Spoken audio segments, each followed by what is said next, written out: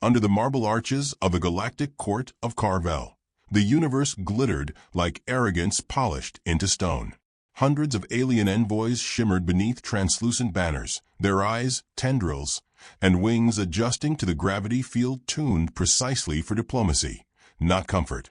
It smelled of ionized air, perfume glands, and expensive lies. Then the royal herald announced what no one had expected, though everyone pretended they had. By decree of His Majesty, the 17 human females have been graciously acquired for cultural exchange. The word acquired hung like static. Polite applause fluttered across the chamber. The insectoid Jesker clicked their mandibles in admiration. The serpentine Varkdu grinned with serrated approval. Only one species didn't move, the humans. More specifically, one man, Ambassador Reed Harland. He looked like he had wandered into the wrong story, tall, unarmed, dressed in an immaculate navy suit. A silver coffee thermos sat by his datapad, steaming faintly in the cold air. When the announcer repeated the phrase, graciously acquired, Reed smiled. It wasn't the kind of smile that warmed a room. It was the kind that measured distance, weight, and consequences. The Galactic King, nine-eyed and resplendent in plates of opal armor, noticed. Ambassador Harland, you appear concerned. Surely you understand the value of integration. We have honored your planet. Reed rose slowly, buttoning his jacket like a man preparing for a funeral that wasn't his. His voice carried an easy warmth, the sort that made diplomats underestimate him. Oh, I do appreciate your Majesty's enthusiasm for integration. Though where I come from, integration typically involves consent. Ripples of discomfort traveled through the audience. The king chuckled, deep and wet, a sound like magma rolling under glass. Ah, humans. Ever sentimental about ownership. Reed lifted his thermos and took a sip, eyes never leaving the king. Ownership? No, your Majesty. Attachment. We get attached easily. To land, to music, to people. The Varkdu commander, a hulking lizard draped in military ribbons, leaned forward. Your women should feel honored. They will serve beside royalty. Reed smiled politely. If you've ever met an angry human woman, Commander, you'd realize that's not the honor you think it is. Laughter trickled nervously around the chamber. Even the bird-like terracins hid amused chirps behind their wings. The king shifted, one of his eyes narrowing. You disapprove? Of course not, Reed said smoothly. I'm simply impressed by your bravery. The translation drone stuttered, recalibrating tone. Several alien delegates frowned. One muttered, was that an insult? Another whispered, humans joke oddly. Reed returned to his seat, jotting something onto his datapad. His pulse never quickened. His breathing never changed. But his thumb pressed a recessed switch on the thermos's handle. A faint click, inaudible under the king's laughter, sent a signal thousands of light years away. Across the Milky Way, in the cold black above Jupiter's orbit, a silent satellite woke from its 70-year hibernation. Its signal branched like lightning through encrypted channels. Civilian networks went dark.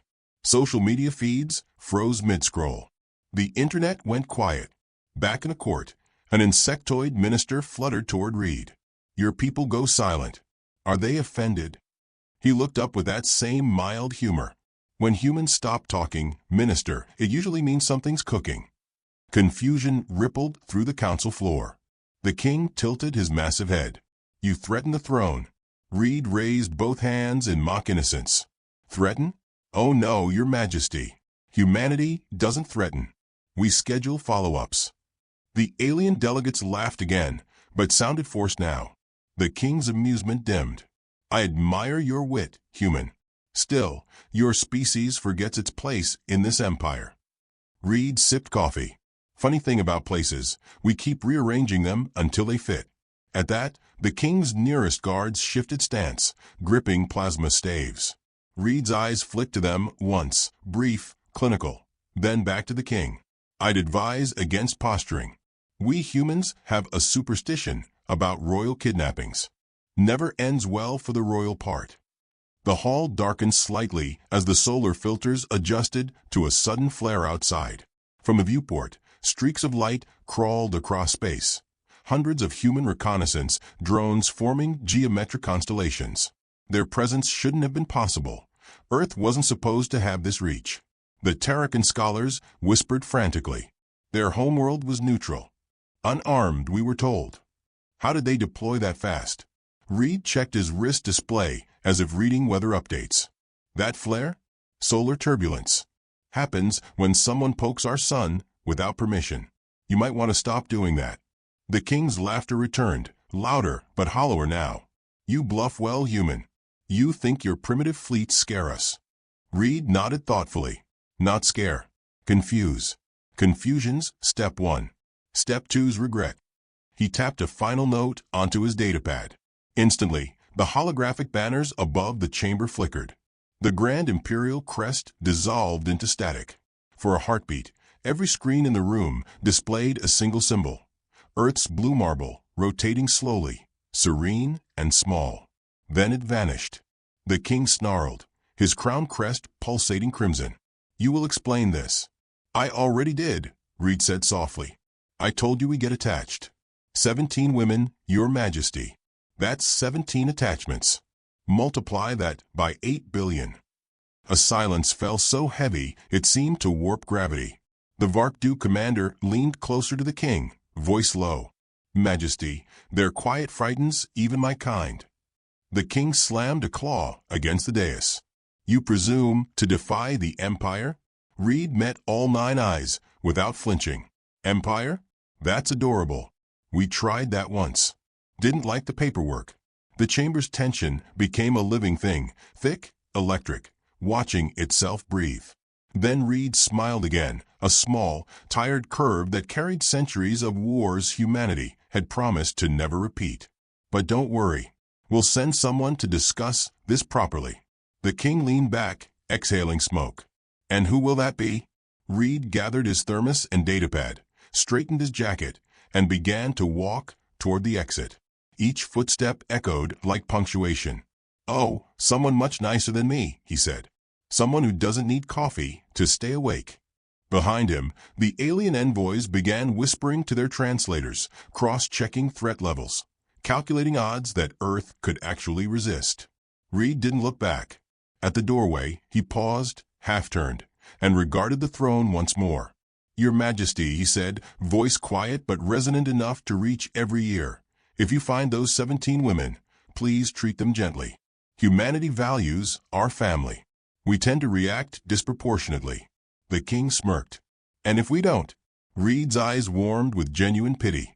Then I'll have to apologize to whoever replaces you.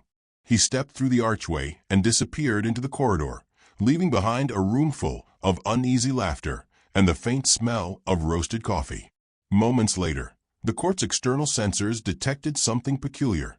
Earth's star system, Sol, had vanished from the galactic data grid. Every human beacon, every signal, every transmission had gone silent, perfectly synchronized. No one spoke for several breaths. Finally, the Terracan scholar whispered the words that traveled across the chamber and settled in the king's mind like ice. The humans just went quiet. Another pause.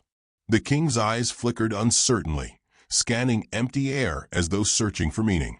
And somewhere far away, on a blue planet hidden by deliberate silence, 8 billion hearts began to beat in time.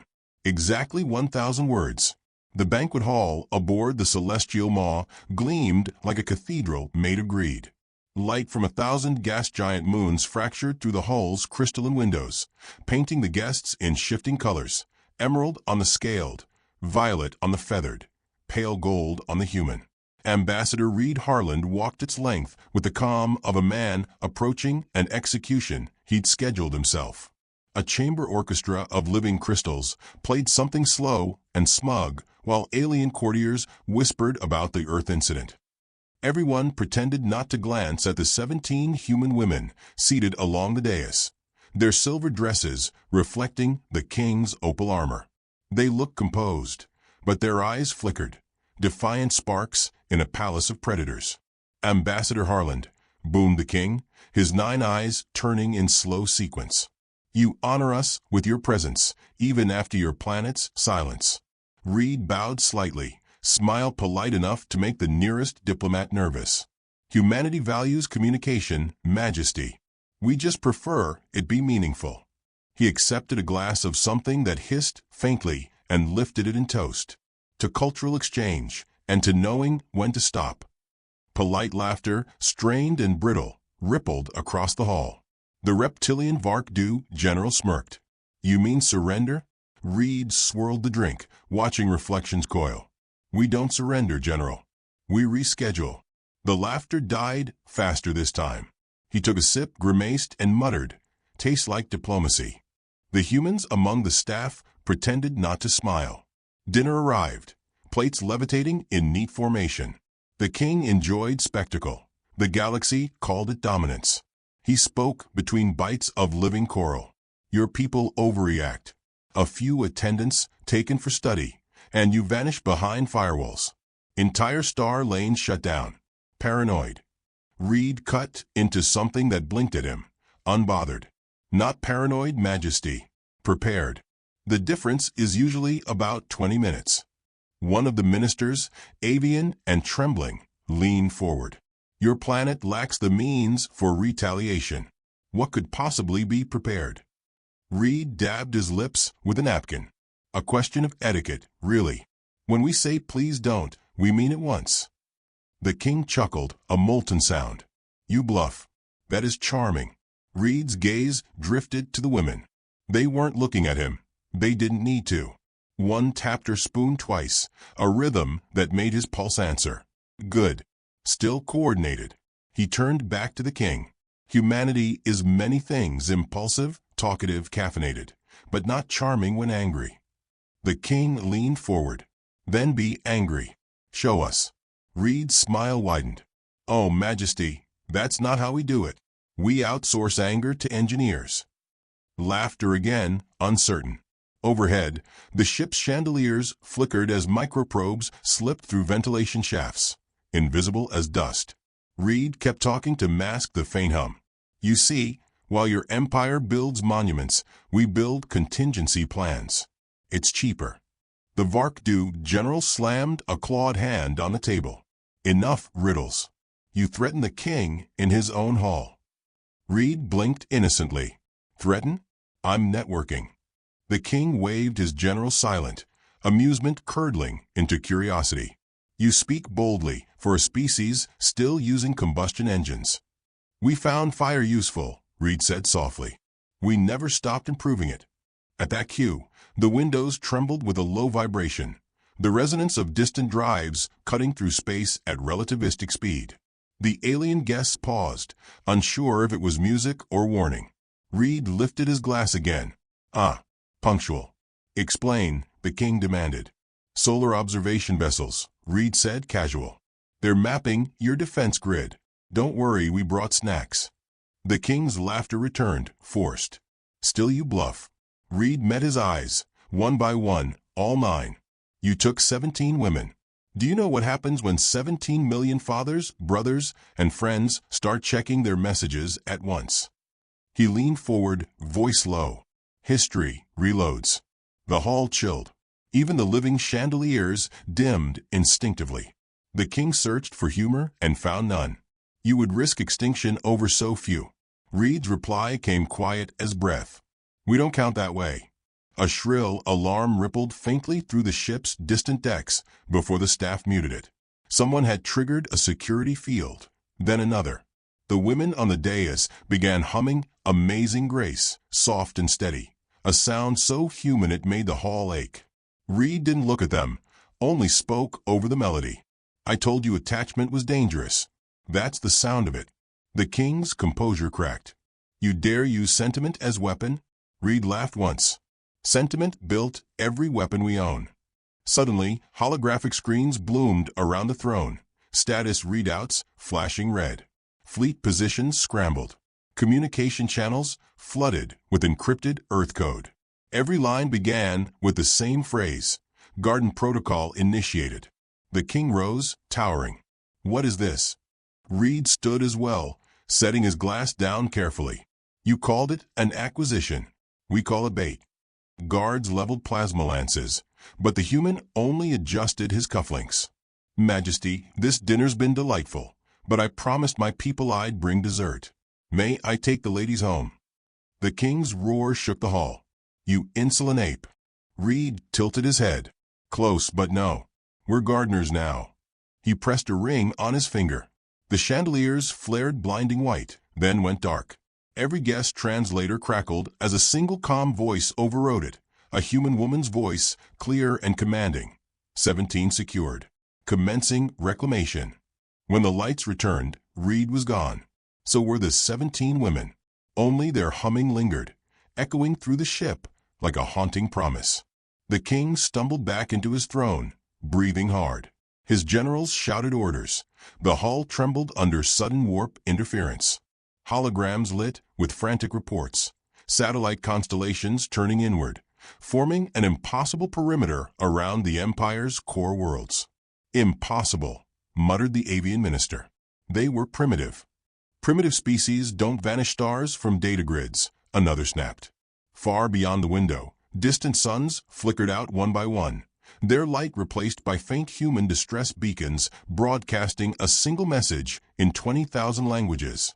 Return our daughters. The king's claws scraped the throne. Contact their leader. A technician stammered. Which one, Majesty? Every signal says the same name, Reed Harland, but each transmission originates from a different system. The king froze, realizing the man had never left the hall in any conventional way.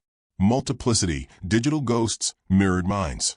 He looked at the empty chair where the ambassador had sat, the coffee stain cooling on the tablecloth.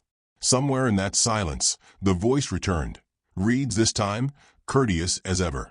Majesty, forgive the intrusion. I forgot to settle the bill. The king snarled. Name your price. Oh, we already paid, Reed said. In advance. Interest starts now. The transmission cut. Outside, a human fleet shimmered into partial visibility, then faded again, stealth vessels orbiting invisibly close. The entire court stared at the void, hearing the faint hum of engines that shouldn't exist. The king whispered, What have they done? No one answered. Even space seemed to listen. Then, from somewhere unseen, came a soft chime, like a polite reminder from a forgotten meeting. A message appeared on every device aboard the Celestial Maw. Garden Protocol Phase 2 Negotiation. Exactly 1,000 words. The stars above the galactic capital looked wrong. Too still, too perfect. The Royal Astrophysics Guild insisted their instruments were fine, but something in the black had changed. Whole constellations were out of rhythm, as if the sky were holding its breath. And in the command throne aboard the Celestial Maw, the king waited for the human to blink first. He didn't know humans rarely did. Ambassador Reed Harland stood before the throne again, this time as a flickering hologram projected across the war chamber. Calm, polite, and smiling faintly, as if this were merely a quarterly review instead of a galactic standoff. Your Majesty, he began, tone mild, thank you for your hospitality. We'd hoped for peace. Unfortunately, you've turned diplomacy into hostage-taking, which complicates the paperwork. The king's voice cracked like thunder through static. You return my women, and perhaps I will consider mercy. Reed tilted his head. Your women? Oh, that's where you've misunderstood. You didn't take victims, Majesty. You took volunteers. Gasps from the council. The king's claws screeched against metal. Explain. Reed's hologram walked closer, hands clasped behind his back. They were ready before you even looked our way, linguists, cryptographers, systems engineers. We call them the Eve Team, each embedded with a neural bloom, a seed, if you like. When you brought them here, you planted a garden. He smiled, and far below the royal chamber, alarms began to whisper. Across the ship's underdecks, lights dimmed. The reactors hummed in strange harmonics, like a heartbeat learning to mimic another species. Operation Garden, Reed said. A quiet project. We plant data spores. We grow knowledge where we're unwelcome. The king rose, all 9 eyes blazing. Sabotage. Not sabotage, Reed corrected softly. Photosynthesis. You absorb light. We absorb opportunity.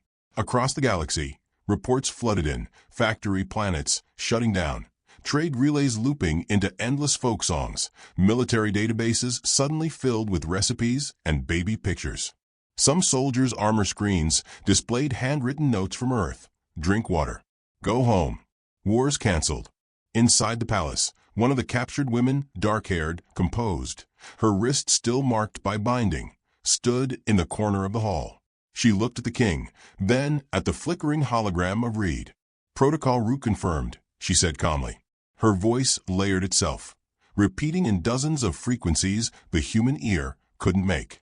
Every device in the throne room trembled, as if obeying her. The king turned on her. "You dare defy."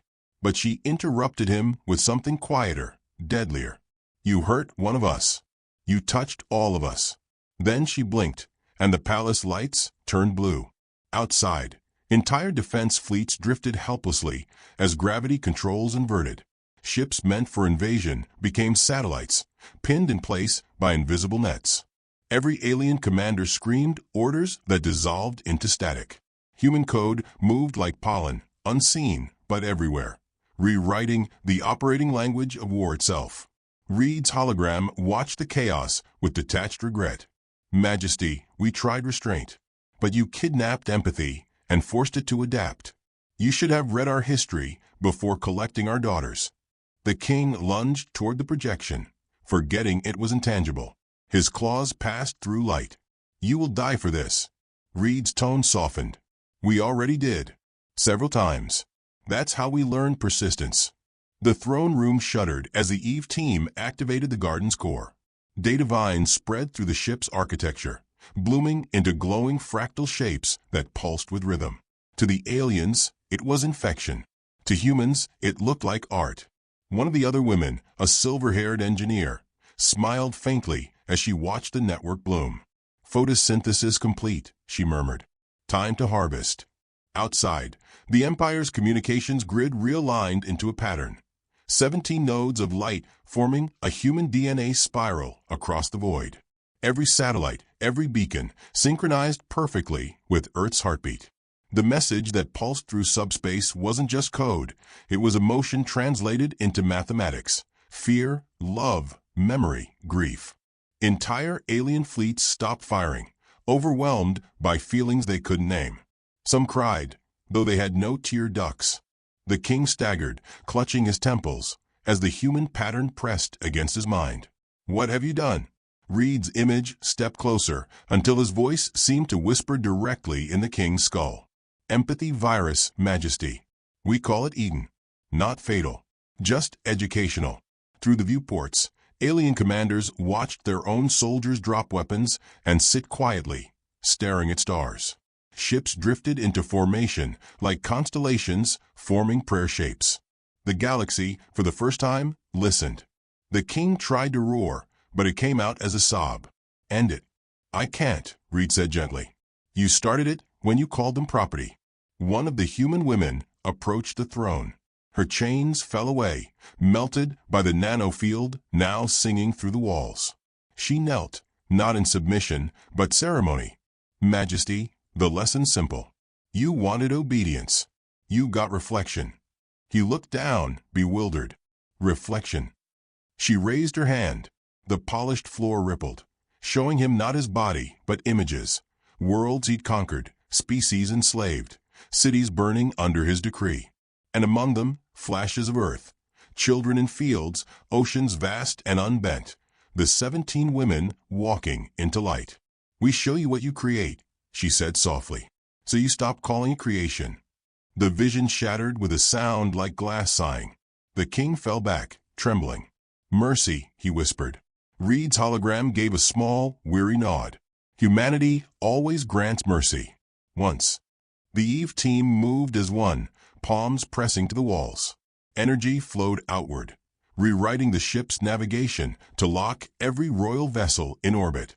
A faint hum filled the air, the resonance of Earth's frequency tuned across light years. "Connection stable," said the engineer. "Awaiting instruction." Reed exhaled. Instruction delivered. The ship's massive main screen lit with a final message. "Return our daughters, or we'll terraform your son." The threat was absurd, impossible, poetic. And yet the king believed it. Every alien did. Because humans had made impossibility sound routine. The hologram flickered. Reed's eyes softened, almost sympathetic. Majesty, you'll survive. Maybe even learn. The galaxy's big enough for all of us, provided it stays quiet when we're gardening. The projection faded, leaving the women standing amidst the pale blue glow of the reborn palace. One looked toward the stars and whispered, "We've planted it." Far away, on Earth's moon, Reed removed his headset, the neural link humming with residual heat. His office was quiet except for the percolator brewing coffee.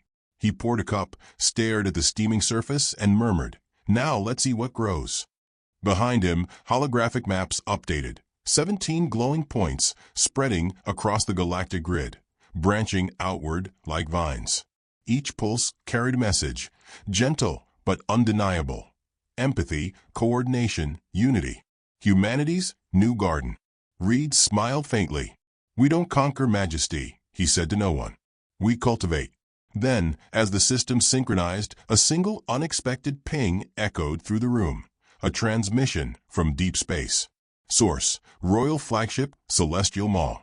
Content: a single human word. Help. Exactly 1,000 words. The galaxy had gone quiet again, but this time it was the terrified quiet of prey that had just realized it was being studied. Across 1,000 star systems, alien war councils sat frozen before screens showing the same impossible transmission, a calm human face, the kind that could belong to a schoolteacher or a killer. Ambassador Reed Harland, speaking from what looked like a simple office on Earth. Coffee steaming beside him. No weapons in view. "We warned you," he said gently. "We're gardeners, not conquerors. But if you scorch the soil, we start over from the roots." Then he smiled, and the screen went black. In the void above Earth, the first wave of the Galactic Armada broke formation. They had expected defenses, nukes, railguns, orbital cannons. But what awaited them was silence. No transmissions. No threats. Just the blue planet turning beneath them, wrapped in clouds. The Vark-Du commander hissed, "Their power grid is dead. They are unarmed."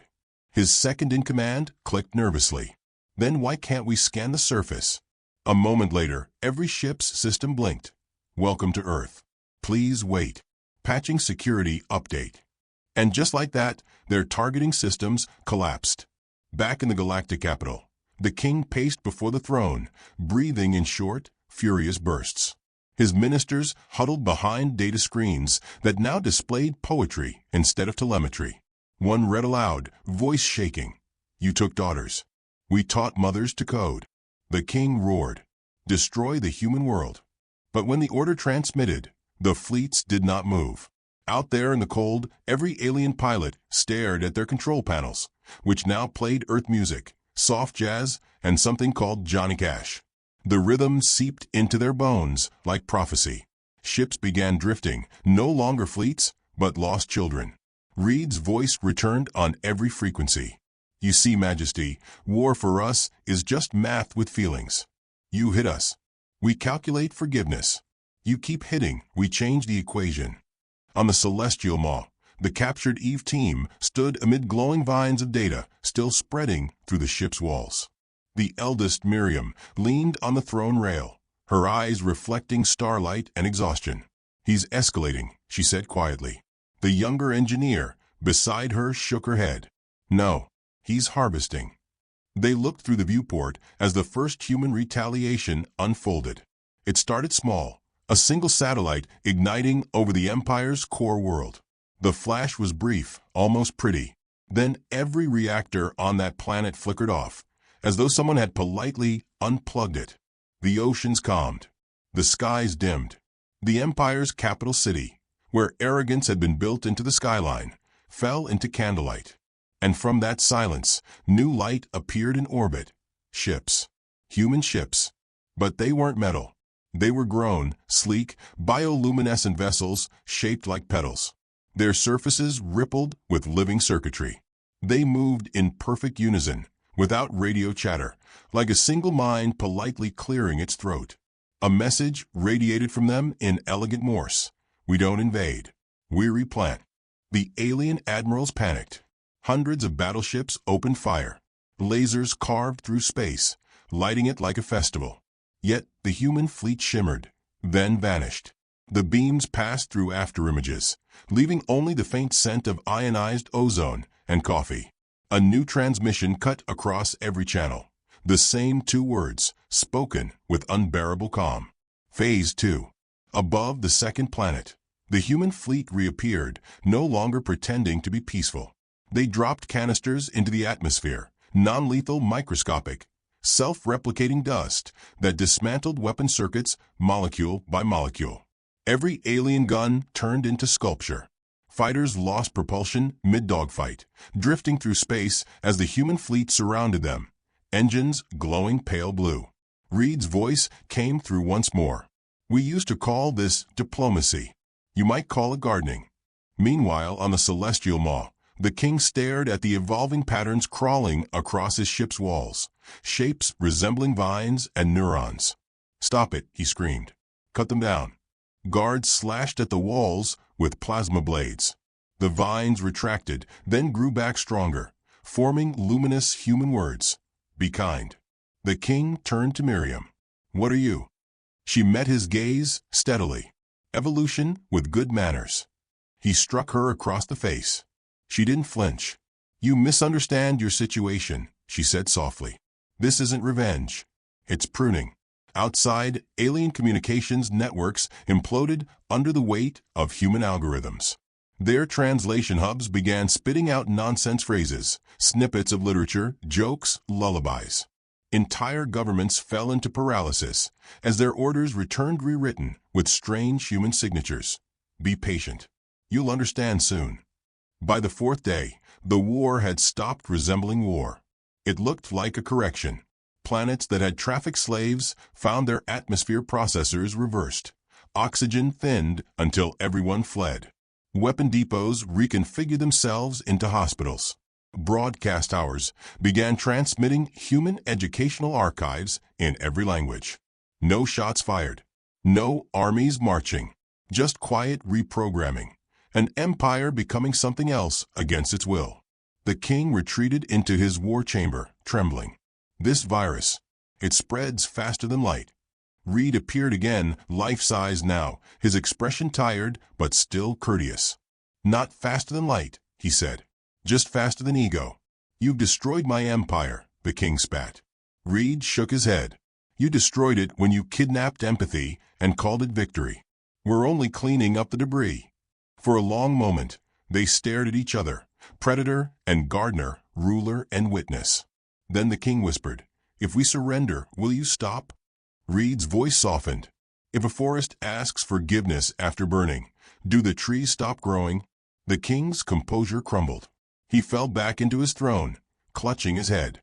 "Then what do you want?" Reed's smile faded. "Nothing. That's what scares you." Outside the viewport, the human fleet gathered into a single formation shaped like a spiral galaxy, a mirror of the one they now ruled. The Eve team watched from the control deck, their eyes wet but proud. "He's doing it," one whispered. "He's doing more than that," Miriam murmured. "He's teaching them what love looks like when it's tired." On the third day of the counteroffensive, the Galactic armies surrendered without a treaty. They simply stopped functioning, as if the idea of war itself had been erased from their biology. Machines refused to fire. Soldiers couldn't remember why they'd been angry. Planets once devoted to conquest began broadcasting human music, soft piano, ocean waves, laughter from playgrounds. The king was brought to his throne's edge, restrained not by chains, but by understanding. Reed's projection stood before him one last time, this time holding no coffee, no charm, just gravity. "Majesty," he said quietly, "your empire isn't gone. It's awake. You can choose what it becomes, but you will not touch humanity again." The king shuddered. "And if others do?" Reed's eyes darkened. "Then they'll meet what you met, a polite conversation followed by extinction." Silence. Then, faintly, from the ship's speakers, one of the Eve team began humming Amazing Grace. The sound spread through the ship, through the comms, through every captured frequency. It reached distant planets, where soldiers sat weeping without knowing why. It reached the alien children who asked their parents what the song meant. It reached the edge of the known galaxy, where a lone probe blinked its light in time to the melody. In his private chamber on Earth, Reed listened too. He stood before a window overlooking the Atlantic, night wind stirring his tie. The Earth was at peace, too quiet. He whispered to himself, "We didn't win. We just reminded them who we are." His aide entered quietly. "Sir, the king has requested audience. He wants to apologize." Reed nodded, setting down his cup. "Patch him through." A trembling hologram flickered to life. The once mighty king, now stripped of armor, eyes dimmed. "Human," he rasped, "how do you fight without hate?" Reed studied him for a long moment, then answered, "By remembering what hate costs." The king bowed his head. "What will you do with us?" Reed turned toward the window, voice nearly a whisper. "We'll give you what we always give our enemies, a chance to grow." He ended the call. Outside, the human fleet dispersed into the stars, each ship leaving a trail of golden luminescence, like seeds drifting into fertile dark. And as the galaxies watched, unsure whether to fear or follow, a single broadcast crossed the void, written in every language, signed only Earth. "The war is over. The lesson isn't." Reed closed his eyes, the ocean wind carrying faint echoes of the song that had ended a galaxy. Exactly 1,200 words.